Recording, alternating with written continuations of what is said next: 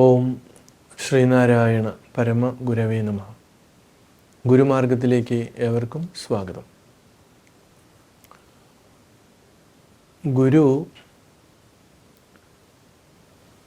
പല ഭാഷകളിലാണ് കൃതികൾ രചിച്ചിട്ടുള്ളത് എന്ന് ഇന്ന് ഒരുവിധം അറിയാവുന്ന കാര്യമാണ്. അതേസമയത്ത് തന്നെ ഗുരുദേവൻ സംസ്കൃതത്തിൽ നിന്നും തമിഴിൽ നിന്നും മലയാളത്തിലേക്ക് അതിഗഹനമായിട്ടുള്ള കൃതികൾ വിവർത്തനം ചെയ്തിട്ടുമുണ്ട്. ഒരു ഭാഷയിൽ നിന്ന് മറ്റൊരു ഭാഷയിലേക്ക്. അതിൽ തിരുക്കുറളുണ്ട്.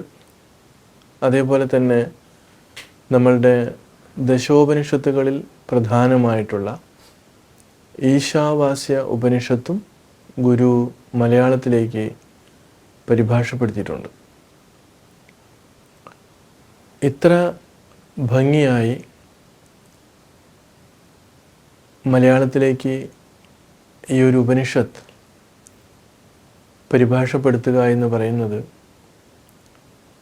എപ്പോഴും അതിൻ്റെ മർമ്മം കണ്ടെത്തിയ ആൾക്ക് മാത്രമേ സാധിക്കുകയുള്ളൂ. പിന്നെ നമുക്ക് ധാരാളം വേദാന്ത കൃതികൾ അല്ലെങ്കിൽ സ്പിരിച്വലായിട്ടുള്ള കൃതികളൊക്കെ സംസ്കൃതത്തിൽ നിന്നും മലയാളത്തിൽ നിന്നും എല്ലാ ഭാഷകളിൽ നിന്നും മറ്റു ഭാഷകളിലേക്ക് വിവർത്തനം ചെയ്യുന്നത് നമ്മൾ കാണുന്നുണ്ട്. അതിനകത്ത് വരുന്ന ഒരു പ്രധാന വിഷയം അതിൻ്റെ സത്ത ചോർന്നു പോകുന്നു എന്നുള്ളതാണ്. വാക്കുകളുണ്ടാവാം. പരിഭാഷപ്പെടുത്തുന്ന ആൾക്ക് ഭാഷ നന്നായിട്ടുണ്ടാകാം, പക്ഷേ അതിൻ്റെ വിഷയം ഗഹനമായിട്ട് അറിയണമെന്നില്ല. അപ്പം നമ്മൾക്ക് ഇവിടെ ശ്രീനാരായണ ഗുരുദേവൻ ഈശാവാസ്യ ഉപനിഷത്ത് പരിഭാഷപ്പെടുത്തിയതിൻ്റെ സാരാംശത്തിലേക്ക് ഒന്ന് നോക്കാം. കാരണം എല്ലാ ഗ്രന്ഥങ്ങളും ദൈവത്തെ, ഈശ്വരനെ, പരമ്പൊരുളിനെ, പരബ്രഹ്മത്തെ പറ്റി പ്രതിപാദിക്കുന്നതാണ്. ഏത് മതഗ്രന്ഥങ്ങൾ നോക്കുമ്പോഴും നമുക്ക് അങ്ങനെയാണ്. ഭാരതത്തിലെ മാത്രം നമ്മൾ മതഗ്രന്ഥമെന്നല്ല പറയുന്നത്, സനാതനമായിട്ടുള്ള ധർമ്മത്തിൻ്റെ ഗ്രന്ഥങ്ങളാണ്. സനാതനം എന്ന് പറയുന്നത് ഒരിക്കലും നശിക്കാത്ത ഒന്നിനെയാണ്. അപ്പോൾ ആ സനാതനമായിട്ടുള്ള സംസ്കാരത്തിൽ മനുഷ്യൻ കണ്ടെത്തിയ സത്യം, ഈ പ്രപഞ്ചത്തെ സൃഷ്ടിച്ച് പരിപാലിച്ച് സംഹരിച്ചു പോരുന്ന അദൃശ്യമായിട്ടുള്ള ആ ശക്തിയും ഞാനും തമ്മിലുള്ള ബന്ധം, എല്ലാവരിലും ഞാനുണ്ട്. ആ ഞാനും തമ്മിലുള്ള ബന്ധം എന്താണ് എന്ന് ആണ് അന്വേഷിക്കുന്നത്. അന്വേഷണത്തിൻ്റെ അവസാനം കണ്ടെത്തിയ സത്യമാണ് ഈ സനാതനമായിട്ടുള്ള ധർമ്മം.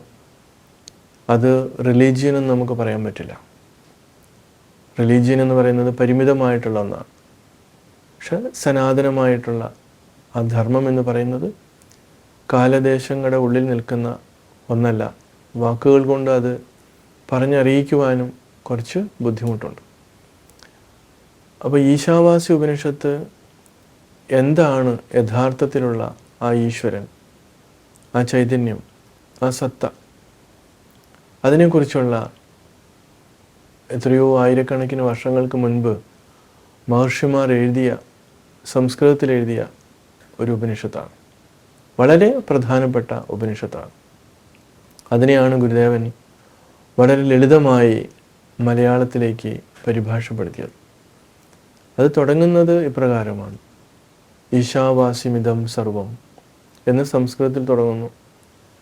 ഗുരു അതിനെ മലയാളത്തിലേക്ക് പരിഭാഷപ്പെടുത്തിയപ്പോൾ, ഈശൻ ജഗത്തിലെല്ലാം ആവസിക്കുന്നത് കൊണ്ട് നീ ചരിക്ക മുക്തനായി ആശിക്കരുതാരുടെയും ധനം.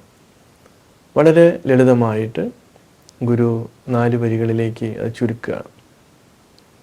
ഈശൻ ജഗത്തിലെല്ലാം ആവസിക്കുന്നതുകൊണ്ട്, ഈശൻ എന്ന് പറയുന്ന ആ ദൈവം, ആ ചൈതന്യം ജഗത്തിൽ എല്ലാ സ്ഥലത്തും നിറഞ്ഞു നിൽക്കുന്നത് കൊണ്ട്, ആവസിക്കുന്നത് കൊണ്ട് നീ ചരിക്കുക, നീ സഞ്ചരിക്കണം, നീ ജീവിക്കണം, നീ ഈ ലോകത്ത് നന്നായിട്ട് പ്രവർത്തിക്കണം.